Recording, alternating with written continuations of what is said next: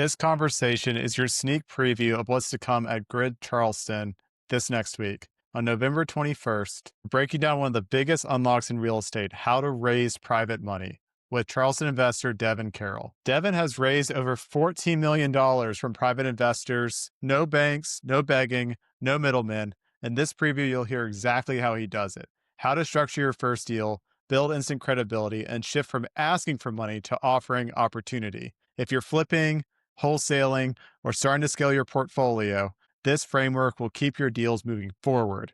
GRID Charleston is always free, and it happens on the third Tuesday at 1349 Old Georgetown Rd in Mount Pleasant at 5:30 p.m. Special thanks to our Coastal Equity Group, Mitchum Loft, Refresh Your Nest, Sweetgrass Capital, Matt O'Neill Real Estate, and Tide Property Management, and Coastal Creative Media, who keep this event and all future events free for the Charleston investor community.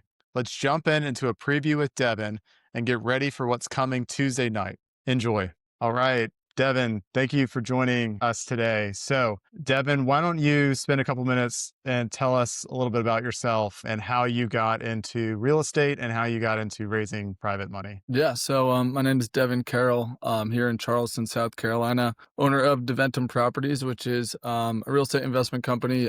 Primarily, we do wholesale in about 12 different states. We are wholesaling properties, right? So not actually closing on them, running a marketing campaign, finding off-market deals, and then selling the paper to investors. After doing that for a few years, I started flipping here locally. Essentially anything that comes through my off-market marketing campaign here in Charleston, I'll take down myself and flip. I started out borrowing, using a ton of hard money. After paying, higher rates, a lot of origination, monthly interest, and all that stuff, I started networking a good bit, found some private investors, and then started funding majority of my projects with private lenders instead of hard money lenders. So how did you first realize you could fund deals without exclusively going through banks? Yeah, so I think that it's everyone thinks you got to go to a bank, but Rich Dad Poor Dad, Robert Kiyosaki, he always harps on other people's money, OPM, OPM, OPM. So how do you get somewhere sooner than expected? Obviously as a young guy, I don't have any money, right? So I need to leverage other people's money to go ahead and buy these houses, and then essentially sell the houses, right? So I'd learned just through a mentorship. I signed up for Homeschooled by Tarek, which kind of taught me how to wholesale, taught me how to flip, and then introduced me to, multiple hard money lenders. I did some interviews, brought the deal, and eventually got my first one. Walk me through your first private money deal. Who said yes and why did they say yes? Yeah, so my first, like mainly everybody's, my first private lender was actually my mom.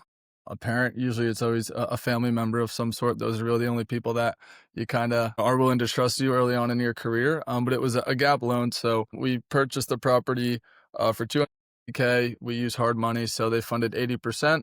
Loan to value of the deal, and then we had to bring 20%. The hard money lender went in first position. My mom went in second position, drafted up a promissory note. She lent the delta there. I believe it was about 40 grand. And then I paid her. Luckily, she got her interest deferred to the back end, right? So she had the money sitting in a 5% high yield savings account. So, normally, right, you do 8 to 10, maybe even 12% for some gap loans, but she was willing to just get her 5 back and help me out. So very easy hard money loan. Not a lot of crazy questions or anything like that, but that's definitely what gave me proof of concept. So from there, did you just start working with other people as well on other projects, or how'd you go from mom as your first one to having the proof of concept and raising more private money? Yeah, so I think a lot of it was actually just like trust in, my processes, right? My contractor.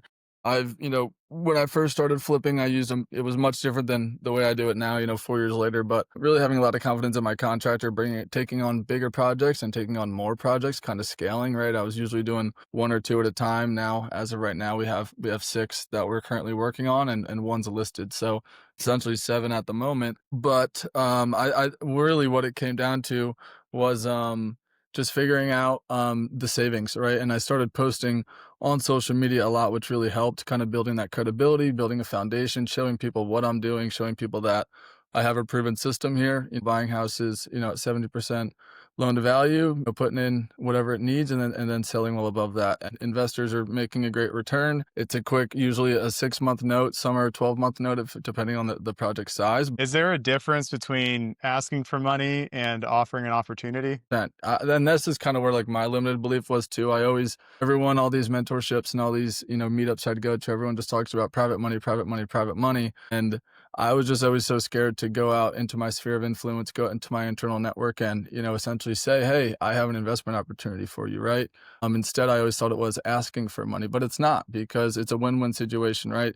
They're not just giving you the money to go do this, they're lending you the money to earn a return on their investment, right? So they're investing in you and they're investing in the project themselves. So the way you present that, which I'm definitely going to dig into a lot more, how you present those opportunities, how you vet investors and all that stuff is super, super important. And really just, we usually I don't send them out to multiple investors. I send it to one at a time. And you rarely had to go to another investor. It's usually a one-hit wonder.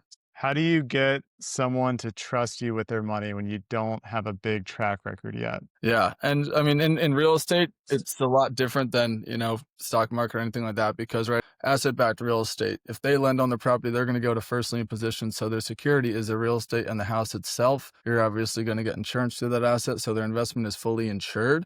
But just like hard money lenders, right? They're not looking at, some look at bank statement, but for the most part, they're just looking at the terms of the deal, right? So most hard money lenders lend at 75% loan to value. Basically, a first time flipper is going to get, a higher rate. They'll probably get 13 and 2, where, an experienced investor with some flips under their belt will probably get around 12 and 2, saving a point for experience. And that's just straight retail, right? But it's really the terms of the deal, right? If you're at 75% loan to value with your purchase and reno, that's going to be a good deal, and a lot would have to happen for you to mess that up. On top of it just being, backed by the real estate itself. It's a very protective investment for. What's one thing you're planning to share at Grid that people can't just Google? There will be a lot more than one thing that you can't just Google, but most importantly is going to be our credibility template.